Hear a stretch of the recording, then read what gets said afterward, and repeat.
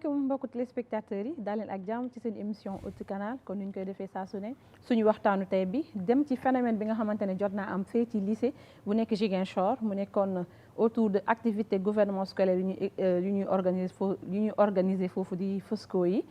pour ma amal waxtaan li ni mel dama ciy àndal saa su ne ak sama doyen damay bàyyi sama doyen mu daal di présent mu daal di nuyoo ak téléspectateurs yi. jërëjëf Mariatou maa lay gërëm di la sant comme ni ñu koy defee semaine bu nekk teew nañ fii waxtaan loo xamante ne aussi dafa ñeel li nga xam ne mooy doxalinu daara yi seen nekkin fexe ba li nga xamante ne duñ ko fay def wala ñu séntu ko fa mën kaa ñongal comme ni nga ko waxee léegi nag dañuy dalal benn kenn koo xamante ci ñun la bokk bàyyi ko lycée Lamine Gueye Blaise Diagne du moins moom itam bokk ci ndaw yi nga xamante ni bokk na ci li ñu yitteel doxalin bu rafet bu ci ayib ci biir école bi donte ay élèves lañ seen loxo lañ dugal ci li nga xamante ni mooy gestion participative du gouvernement scolaire. comme ni nga ko waxee rek doyen damay bàyyi suñu gan bi mu daal di nuyoo tey ëtt dafa dalal président gouvernement scolaire bu Blaise Diagne dama koy bàyyi Seydou mu daal di nuyoo Seydou. Bonjour Mariatou maa ngi nuyu ku nekk sa tur ak sa sant je me présente Seydou Aboubacry Thigo président du gouvernement scolaire du lycée Blaise Diagne c'est un plaisir d'être ici avec vous di wax ni voilà tey ëttu Canal Éducation ñoo ñu invité ici pour mën a wax ci baatu élèves yëpp merci. dalal ak jàmm. comme ni ma ko waxee si début bi rek tey dañuy waxtaanee activité scolaire bi nga xamante ne jot naa am fële ci Ziguinchor ak dérive yi nga xamante ne jot na cee am aussi mais laataa ñuy tàmbali suñu waxtaan damay bàyyi ànd ak sama complicité waa régie ñu daal di seetaan benn extrait bi nga xamante ne suñu ministre di Moustapha Bamba Guirassy amaloon na ko fii ci assise daara yi damay ànd ak ñun après ñu daal di ñëwaat ci plateau bi. Notre responsabilité s'étend aussi à un autre fléau plus silencieux mais tout aussi corrosif. La banalisation de l'indécence et la perte de repères dans nos espaces éducatifs. Nous avons vu il y a 24 heures ce qui s'est passé dans certaines écoles. Et les daara doivent inspirer même ces écoles. Les daara doivent transposer, infuser dans ces écoles dites modernes, justement ces socles de valeurs pour aider le système éducatif global à être transformé. Il ne s'agit plus seulement de protéger l'enfant vulnérable dans la rue, mais aussi de préserver la dignité de l'homme dans la salle de classe. Car l'infantilisation morale de l'adulte, ce renoncement progressif à la pudeur, à l'exemplarité, à l'élévation intérieure, même dans les lieux où l'on est censé transmettre le savoir,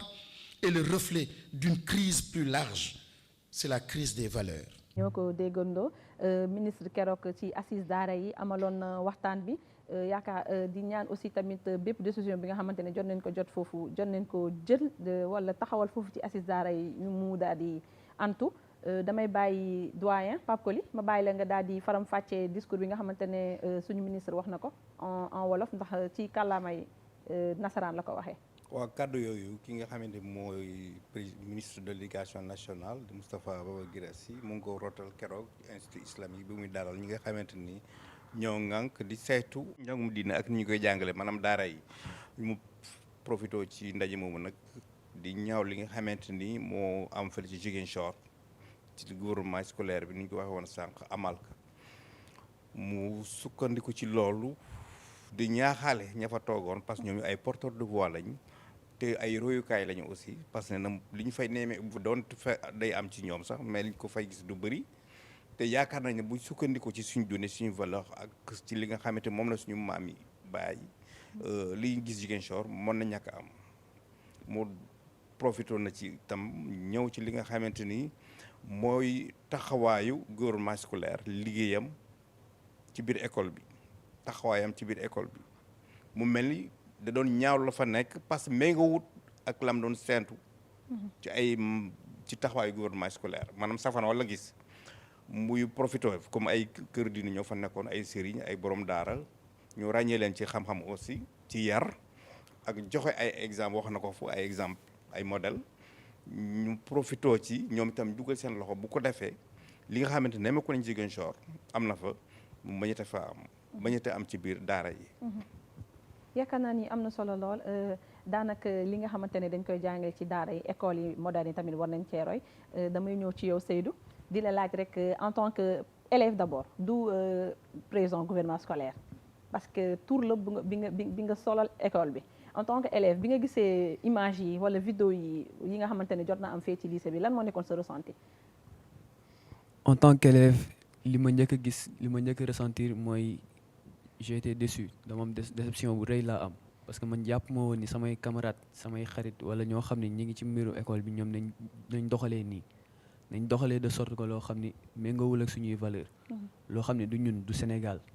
parce que luñ jot a gis ci vidéo yi loolu moom xaw ma nan lañ ko war a mën a tuddee mais ça a pas sa place au sein des établissements ndax ministre bi wax na ko il y a une mutation profonde des valeurs loolu dañ cee war a jug dañ cee war a taxaw balaa muy gën a répercuté wu ci samay camarades. tey bu ñu doon ñëw ci gouvernement scolaire lan mooy gouvernement scolaire ak lan mooy rôle am ci biir école bi. Gouvernement scolaire moom rôle am ñaar la wala ñett première bi mooy c'est un pont entre l'administration et les élèves maanaam moom mooy mën di def médiation entre élèves yi ak administration bi bu élève bi amee problème wala bu élève bi war am lu mu bëgg lijjanti mën nañ ñëw gis gouvernement scolaire bi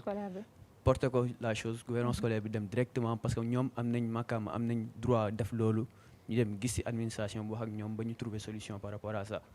Deuxième bi mooy une animation de l'établissement animation pédagogique comme ludique animation bi day tax élèves yi ils seront plus enclins à rester à l'établissement par exemple heure de pause yi bu ñu war a génn di dem ay kenn xamul wala di dem taxawaalu mën nañ leen téye par rapport à ça téye leen foofu noonu ci biir lycée bi par rapport aux activités que nous organisons. ci activités yooyu laay ñëw yan genre activité ngeen di organiser en général. Durant l'année mën nañ organiser par exemple des activités yoo xam ni c'est éducatif comme par exemple ay éloge league ay génie en herbe des activités yoo xam ne ay épellement et cetera mais aussi mën nañ organiser des activités yoo xam ne c'est du divertissement par exemple divertissement comme waaw divertissement par exemple mën nañ ñëw ñu ne tey on va faire une journée à thème bi dañuy ñëw ne élèves yi képp kuy jàngi si mën nga bañ a sol sa tenue avec l'accord de l'administration mais mën nga ñëw comme par exemple sol sa maillot Sénégal wala maillot bi nga bëgg nga ñëw jàngi seeg moom après à la fin à l'heure de pause mën nañ def set setal boolewaale ci benn animation comme ça élèves yi nañ mën a toog ils vont sentir l'école vivre c'est pour cela ñuy organiser yooyu noonu yaakaar naa ni am na yeneen activités yi nga xam comme genre tey lii waral suñu waxtaan bi di sabar yi am na tamit yeneen activités yi nga xamante ne da ngeen koy amal je pense bu ñu gën a waxtaanee rek xam naa di nga ci ñëwaat Pape Coly est-ce que activités yi mu wax ni école war na koo dékk wala école war na koo organiser. waaw dafa ñëw daal di safaanoo ak li ñu doon xaarandi ci gouvernement scolaire parce que bu njëkkaan vers les années 80 ay Fosco nga doon dégg.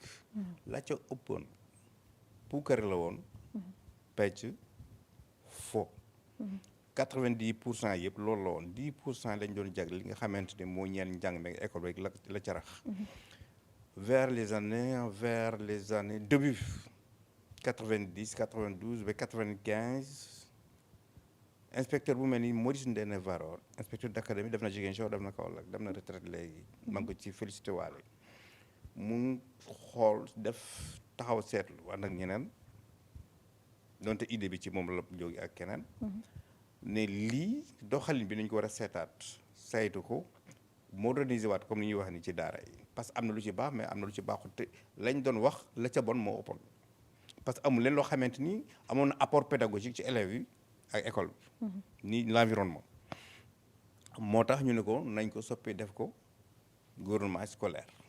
à l'image du gouvernement de la République day am premier ministre ak ay ministres boo ko seetloo moo indi transformation bi ngeen di gis à partir de ce moment-là gouvernement scolaire aussi benn arrêté moo ko encadré jox ko cahier de charge en tant qu'un outil de participation à la gestion et à la préservation des conflits au sein de l'établissement lépp loo xamante ni day fànq di artu lépp loo xamante ni mën a indi ngaañ ci école bi gouvernement scolaire bi di ci dugal loo xam te di ci taxaw comme ni nga ko waxee léegi digo pont la entre élèves yi ak administration bi boo seetloo sax conseil de gestion bi defe naa am nañ ci ay membres lépp lu fa xew seen loxo nga ci activité dañ ko changé dootul gis fa sabar avec le gouvernement scolaire il y a plus de sabar à la limite 99% léegi dañoo inversé c'est pédagogique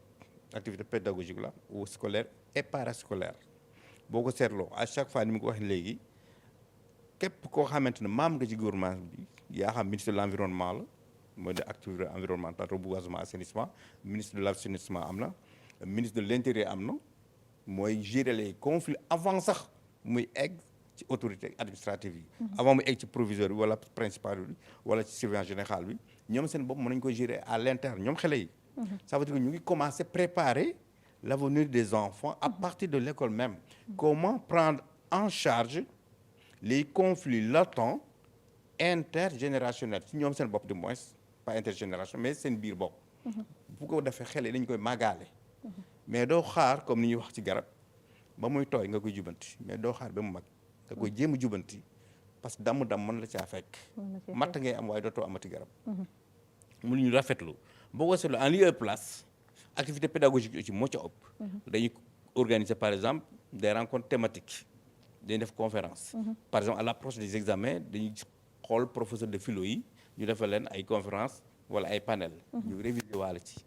laata loolu chaque semaine si je me trompe parce que dañu am aussi un cahier de charge wax naa ko léegi ñu dori ce qu'on appelle élaborer un plan d'action mensuel selon les élèves selon les établissements wala hebdomadaire wala semestriel chaque mois chaque semaine am na lu ñu war a def assainissement bi avec le ministère de l'environnement et de l'assainissement le ministre de la sécurité am na le ministre de l'intérieur am na fa le ministre de l'éducation sax am na seen biir ministère de la santé am na si biir. doyen sànq da nga laal fenn da nga ne activité sabar yi am nañu dañ ko annuler. dañ ko annuler kon. kon cela veut dire que sabar warul am si ak si gouvernement scolaire yi. non. lan moo waral ngeen ne organiser sabar yi ci biir école yi. voilà par rapport ak foofu moom ñëw nañ ci point bi moo bëggoon ñu ñëw. muy organisation du sabar. IA bu bees ba mu ñëwee dafa convoquer tous les présidents des établissements mu tere leen formellement organiser sabar ici dans les établissements mais à un moment donné ñu gis ni am na ñoo xam ne ils sont récalcitrants ñu ngi koy organiser ba léegi. ñooñu si je me mets à leur place damay naan ñoom dañoo topp bëgg élèves yi. parce que élèves yi ñoom loolu lañ bëgg. te bu nekkee da ngaa topp bëgg élèves yi donc sabar ngay organiser wala soirée wala ay affaire pyjama soirée pyjama bal masqué yooyu ngay organiser parce que ñoom loolu lañ bëgg. mais comme doyen nu mu ko waxee c'est formellement interdit. c'est formellement interdit. c'est formellement interdit. dañuy ñëwaat ci seen invitation yi parce que dama jot sànq message il paraît que dafay am ay danseuses yi nga xamante ne du ma citer le nom je vais pas citer de nom da ngeen koy faral di invité ci biir école yi doyen est-ce que ñooñu noonu am nañu place ci biir temple du savoir. moo tax man sànq responsabilité est partagée à commencer par le chef d'établissement. parce que moom yégg na li war a am ci samedi wala ci week-end le plus souvent VSD lañu ko def vendredi samedi dimanche ci week-end lañu ci profito pour ne pas grignoter sur le quantum horaire mais bi ñu élaborer seen comment dire plan d'action mais au moins li la war moo di que ne le professeur encadreur il est au courant principal bi il est au courant surveillant général bi il est au courant des activités prévues kan moo koy présider kan moo koy ibbi au nom de qui et pendant combien de temps ne la war nañu umpale wuñu kon ñoon ils sont responsables ils sont comptables des fautes commises au sein de l'établissement am nañ ca part de responsabilité comme ni ko jigee wax parce que benn yaa ngi wax problème invitation bi buñ confectionner les cartes d'invitation bi professeur bi il est au courant d'encadreur le président du groupement scolaire il est au courant le principal moo nekk au courant directeur d'école ça dépend école élémentaire collège wala lycée mais di nga gis koo xam ne ñu ngi koy invité wala lu tax ñu koy invité kopparga la wala jikko ja pour ñu jox ko exemple le plus souvent d'ailleurs actuellement loolu ñu def day parrain bi wala marin bi wala marraine bi dañ koy invité parce que ce qu'elle est ou bien ce qu'elle représente pour l'école ou bien pour la société mën nañu invité benn imam parce que jikkoom ak taxawaay bi am ci quartier bi wala ci société bi même mën nañu invité un menuisier boo xam ne il est respecté un chauffeur mais qualité am ak taxawaayam ak jikkoom yu baax moo tax ñu koy invité wala ñu koy jox parrain bi titre parrain bi wala marraine bi mais pas parce que fi posam toll mais am ñoo xam ne waruñu leen invité waxuma sax ñu marraine wala ñu parraine leen mais am ñoo xam ne sax waruñu leen invité ci yéen yi parce que du apporter leen école bi ci li ñuy séntu ci ñoom seen objectif parce que am nañu objectif général ils ont aussi ce qu'on appelle des objectifs spécifiques li tax ngeen organiser journée boobu lan la kan moo koy modéré panel bi kan moo koy c'est pas n'importe qui des fois léegi Djibi Diatta ngeen di woo wala c'est une personne indiquée mën a doon docteur Massamba Gueye di ngeen ci gagné non seulement sont des enseignants mais ils sont dans le milieu te lam leen apporté mën na ngeen sax examen la plupart des temps mais am na ñoo xamante ni seen teewaay foofu waruñu ko sax rafetlu. waruñu ko rafetlu Seydou dañuy waxtaan exemple su ma xawee comprendre li doyen wax des fois dañuy invité ñi nga xamante ne comme influenceurs yi wala dara pour apporter xaalis école bi à la place dañu invité nit ki nga xamante ne dina la yokk xam-xam ak soit dimbale la si milieu bi nga nekk maanaam boo leen invité nit ci profilam wala ci apportam ngeen di invité nit ki mu ñëw assister si seen activité FOSCO yi. en général bu ñuy invité nit moom ci kii wam ni ñu koy waxee ci lu muy représenté lañ koy invité comme par exemple il y a 2 ans ou 3 ans temps yi doon organiser sabar booy organiser sabar doo invité imam xam nga. ñoom bu ñu invité dañuy dem xool ci réseau yi koo xam ne il est plus dans ça des danseuses et cetera ñu invité leen parce que ñoom ay sabar dañuy représenté ay affaire fecc yeeg yooyu noonu. looloo tax ñuy ñëw te élèves yi ils les aiment bien donc ils se disent que non ñii la ñu war a invité duñu invité imam wala duñu def conférence parce que boo defee conférence wala boo defee kii ay panel les élèves ne vont pas venir waaw loolu tax ñuy def ay sabar et cetera di invité ñoo xam ne tamit waruñu bokk ci kii bi waruñu ñëw sax comme ni ko doyen waxee y a de ces gens yoo xam ne ils ne doivent pas être dans le milieu scolaire. xam naa doyen bu fekkee ni que dañuy am ay accompagnement yi nga xamante ne war nañ koo def pour gunge gouvernement scolaire yi genre yan conseil wala yan accompagnement la ñu war a defaral gouvernement scolaire yi. non ñu ngi koy def sax à chaque fois ñu ngi koy def man nu mu ko wax sànq à part Maurice Ndéné Varor boobu da nga xam ne nekkatul ci système parce que dem na retraite boo demee par exemple Guédiawaye yaay ko li ma fa nekkoon te actuellement moo nekk Pikine Guédiawaye moo nekk Parcelles Assainies mu ngi def loo xam ne lu am solo ci gouvernement scolaire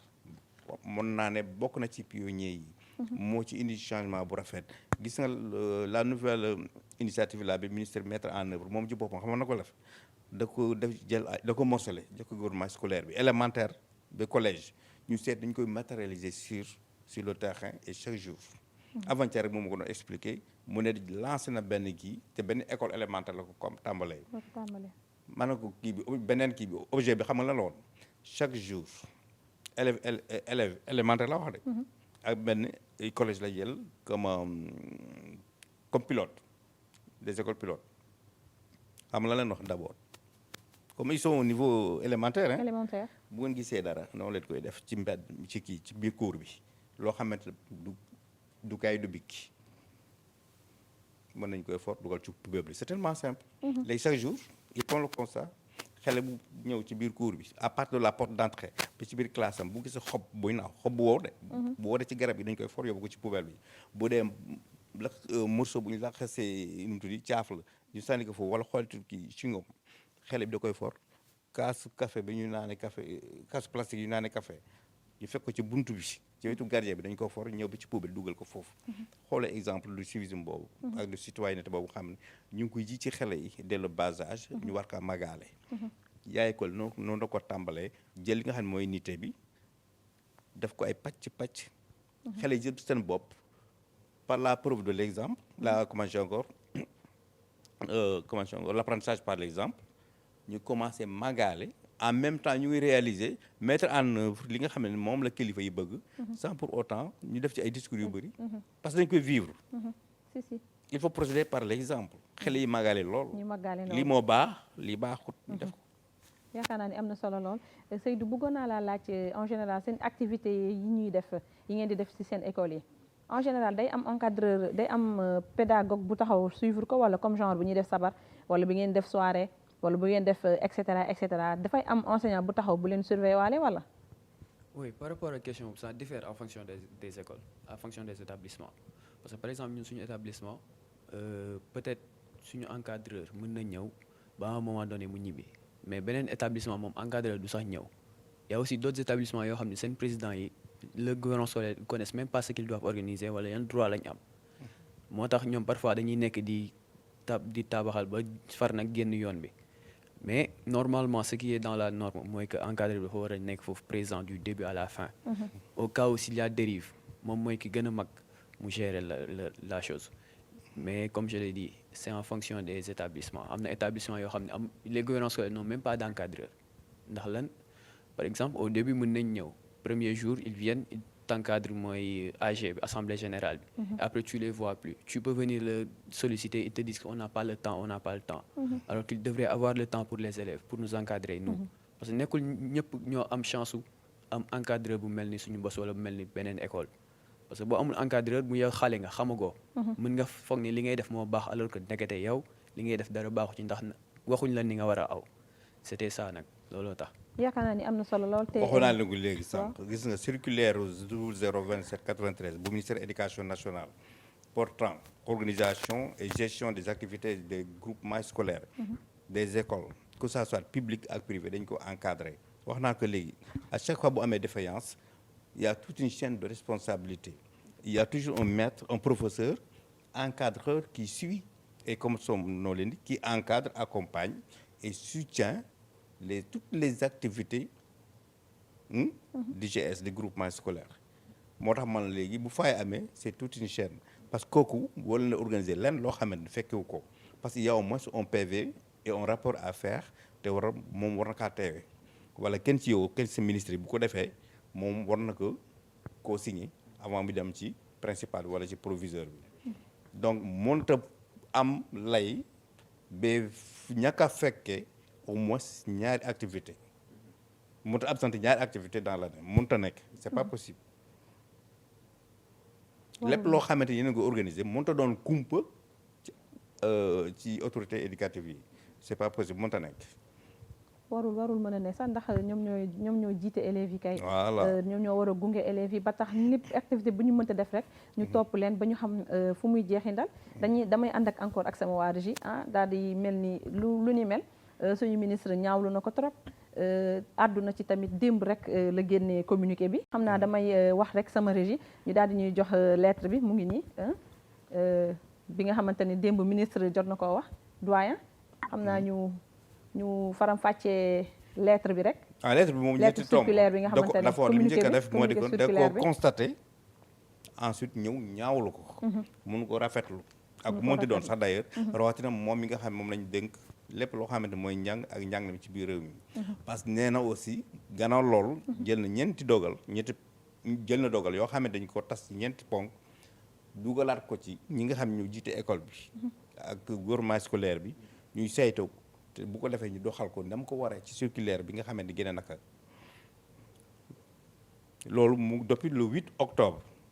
2024 dafa am benn arrêté interministériel enfin benn arrêté ministériel boo xamante ni ñu ngi ko duppee numéro 02 48 30 du 8 octobre 2024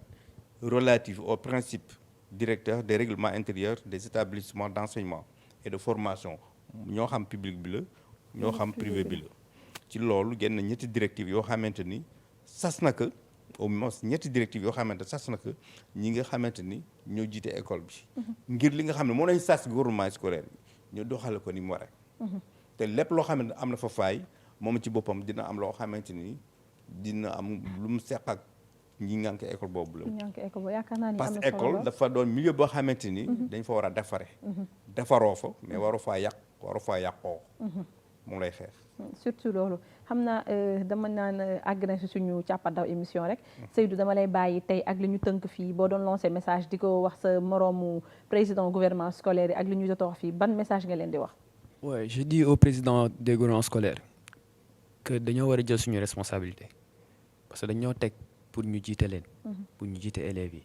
c'est-à-dire ñun ñoo war a joxe le bon exemple tey lii bu demee ba ministre bi di ñaawlu lii ñun daf ñoo war a métti waru woon sax egg foofu noonu. Ce qui veut dire qu'on doit se reprendre, faire les choses bien, les choses qui sont conformes à nos valeurs et cultures du Sénégal. loolu la ñu war a def bien vrai que parfois mën na métti mën na aussi nga topp sa bànneexu bakkan wala bànneexu élèves yi ba parfois nga def loo xam waroo ko woon def mais ñu leen di ñaan kenn bu defee dañuy jàpp ni ñëpp a def moo tax kenn warul def ñu leen di ñaan président yëpp. ñu xoolaat seen taxawaay xoolaat nu ñuy dérouler seen i festivités seen manifestation socioculturelle ñu xoolaat ko bu baax def de sorte que lii dootul amati ci système éducatif sénégalais. ok xam naa. c'est que itam loolu def effectivement avant ministre bi sax ki nga xam ne mu jiite njàng mi njàngale foofu le bi ñu ko jotee loolu la wax mooy Pape Gorgui Ndiaye. daal mu ne woon Sédhiou actuellement mooy gouverneur bu enfin actuellement mooy inspecteur d'académie bu Ziguinchor moom tam génneen na benn communiqué di ko ñaawlu. parce que nee na mënuñoo tolloore yenn écart de comportement bi nga xamante ni ça rame à contre-courant suñu valeur. te malheureusement dafa ñëw ci contexte boo xamante ni. ñu ngi promouvoir nos valeurs affaire boobu am ci mu nekk loo xamante ni ñaari yëf la loo xamante ni waruñoo bokk jamono maanaam waruñoo bokk contexte dafa mel ni ñee li am fële li ñuy wax ni bu ko jëmal ci boppam te ministre bi jiite ka safu leen wala boog xamuñu ko waaw moo tax Pape Gorgui aussi moom ci boppam Pape Gorgui Ndiaye mooy inspecteur d'académie bu Ziguinchor bi mu ko yégee moom itam def na ci kéem kattanam sonn na daalam am na ñu waxtaanal ci ñoom parce que moo leen yërif ñoom ñëpp après geneen circulaire nag benn communiqué di ko ñaawlu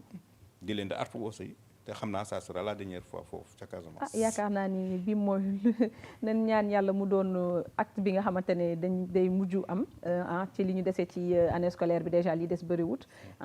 tey nag ñu doon waxee dérive yi nga xamante ne jot na am fii ci Ziguinchor njeexital gi mu jur ci askan wi ñëpp ko ñaawlu déjà suñu ministre wala suñu ministère de l'éducation nationale fii ci ministère de l'éducation nationale ñu ngi def ay programmes yi nga xamante ne nité la doyen dama lay bàyyi. merci Maria di la gërëm comme ni ñu ko defee chaque fois je pense que li fi waxtaanee dina jëriñ